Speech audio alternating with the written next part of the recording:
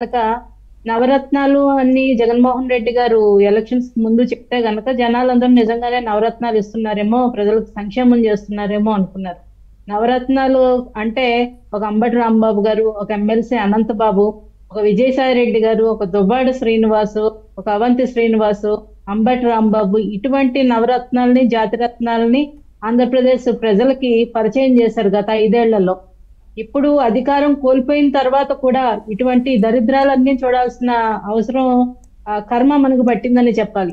కృష్ణ జన్మాష్టమి రోజు ఇటువంటి ఏమంటారు నికృష్టుల గురించి మాట్లాడుకోవాల్సిన దుస్థితి ఏర్పడింది సార్. నిజంగా ప్రజల సమస్యల గురించి చర్చించడానికి, అలాగే ప్రజలకి సంబంధించిన అభివృద్ధి గురించి చర్చించాల్సిన వేదికల్లో కూడా ఇటువంటి మాట్లాడుకోవాల్సిన దౌర్భాగ్య పరిస్థితులు తీసుకుని వచ్చారు. గత 5 ఏళ్లలోనే వీళ్ళు చేసిన అరాచకాలు అన్ని ఇన్ని కాదు, ఎన్నో చూసాము. జగన్మోహన్ రెడ్డి గారు వీళ్ళని పెంచి ప్రోత్సహిస్తున్నారు అని అనుకోవాలా, లేదంటే వైసీపీలో ఒక పదవి కావాలన్నా, ఒక ఎమ్మెల్యే కావాలన్నా, ఒక ఎమ్మెల్సీ కావాలన్నా, పార్టీలో ఒక పదవి కావాలన్నా ఇటువంటివి మాత్రమే అర్హతలా అని ఈ రోజు ప్రజలందరూ చర్చించుకుంటున్నారు సార్. అంతే కదా, గతంలో పవన్ కళ్యాణ్ గారిని ఇష్టం వచ్చినట్టుగా తిడితేనే కదా మంత్రి పదవులు ఇచ్చారు, అప్రిషియేట్ చేశారు జగన్మోహన్ రెడ్డి.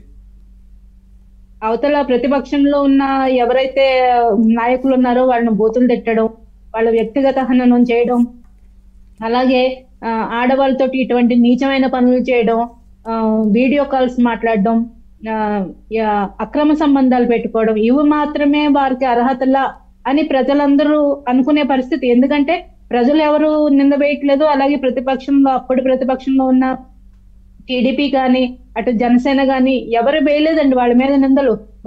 వాళ్ళవన్నీ వీడియోలతో సహా, ప్రూఫ్లతో సహా బయటకు వచ్చినాయి. అవన్నీ జరిగినాయి చూసే మనం ఈ రోజు వాళ్ళ గురించి అనుకోవాల్సిన పరిస్థితి. సారీ. అలాగే అంబటి రాంబాబు గారి విషయం బయటకు వచ్చినప్పుడు, ఆయన నీటిపారుదల శాఖ మంత్రిగా ఉన్నప్పుడు జగన్మోహన్ రెడ్డి గారు ఆయన మీద ఎటువంటి చర్యలు తీసుకోలేదు. అలాగే మన అనంతబాబు విషయం తీసుకుంటే కనుక డ్రైవర్ ని చంపేసి డోర్ డెలివరీ చేసినప్పుడు కూడా రాష్ట్రంలో ఉన్న ప్రజలందరూ ఎక్స్పెక్ట్ చేశారు సార్, ఆ రోజు ఖచ్చితంగా ఆయన మీద క్రమశిక్షణ చర్యలు ఉంటాయని.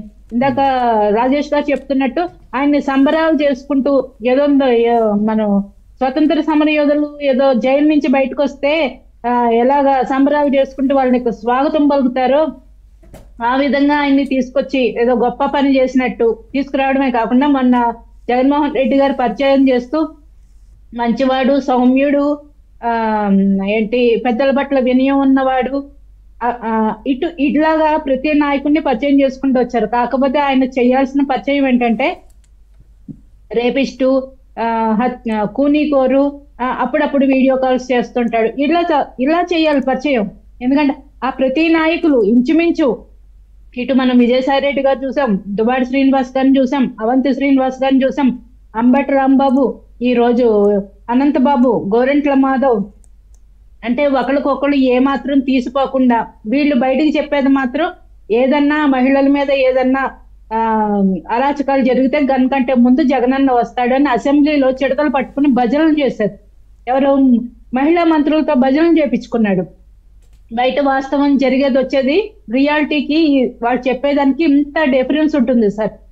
అలాగే కనుక దిశ పోలీస్ స్టేషన్ అని, దిశ చట్టం అని, దిశ బిల్లు అని రకరకాలుగా ప్రజల్ని నమ్మించి, దిశ యాప్ అంటే రోడ్డు మీద వెళ్తున్న వాళ్ళని కూడా ట్రాఫిక్ లో మధ్యలో ఆపేసి దిశ యాప్ మీరు డౌన్లోడ్ చేసుకోండి అని ఇబ్బంది పెట్టి అటువంటి చేసి ఇటువంటి బిల్డప్లన్నీ ఇచ్చి తీరా జరిగేది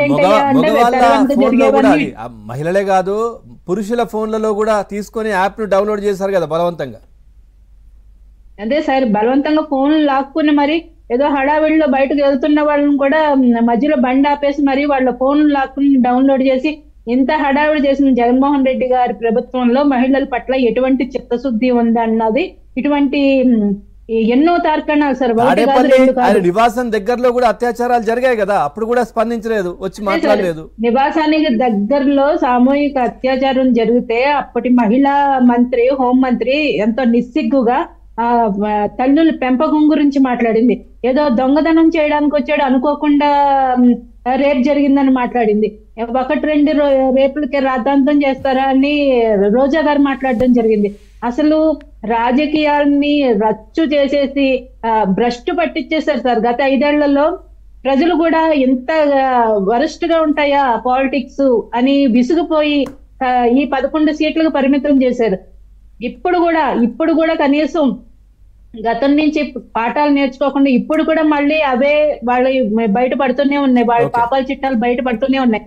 అంటే జగన్మోహన్ రెడ్డి గారు ఎమ్మెల్సీ అనంతబాబు డ్రైవర్ చంపేసి డోర్ డెలివరీ చేసినప్పుడు ఆయన్ని మందలించి ఉంటేనో, లేదంటే ఆయన క్రమశిక్షణ చర్యలు తీసుకుని ఉంటేనో, ఆయన పదవి నుంచి తప్పించి ఉంటేనో ఇంకా జరిగింది. సుజాత గారు ఇక్కడే కాదు, అంటే గతంలో గోరంట్ల మాధవ్ ఇష్యూ అప్పుడే, అంటే చివరిలో ఆయనకు టికెట్ ఇవ్వలేదు కావచ్చు, అది వేరే విషయం అయినప్పటికీ కూడా మొదట్లోనే దానికి సంబంధించి అందరూ సపోర్ట్ చేస్తూ బయటకు వచ్చారు కదా, అప్పుడే ఖండించి ఈ విధంగా చేయొద్దని పనిష్మెంట్, అంటే సభ్యత్వ నమోదు, సభ్యత్వం సంబంధించి రద్దు కావచ్చు, ఇట్లాంటివి ఏదైనా చేసి ఆయన పక్కన పెట్టేస్తే అప్పుడు ఇట్లాంటి మళ్ళీ పునరావృతం అయ్యేవి కావు కదా.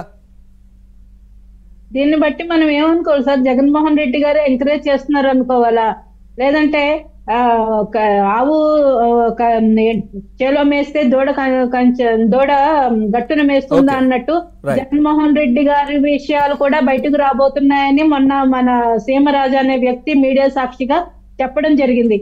అంటే తన విషయాలు కూడా బయటకు వస్తాయని, బయట పెడతారనే భయంతో అనుకోవాలా, లేదంటే తను కూడా అలాంటి వాడు కాబట్టి వీళ్ళ తప్పులు ఏమి జగన్మోహన్ రెడ్డి గారికి కనిపించలేదు అనుకోవాలా తెలియదు. కానీ మరి సొంత స్వయాన చెల్లెలు షర్మిల గారి మీద సోషల్ మీడియా సాక్షిగా ఎంత ఘోరమైన వ్యాఖ్యలు చేయించారండి. జగన్మోహన్ రెడ్డి గారికి తెలియకుండానే అవన్నీ జరుగుతాయా?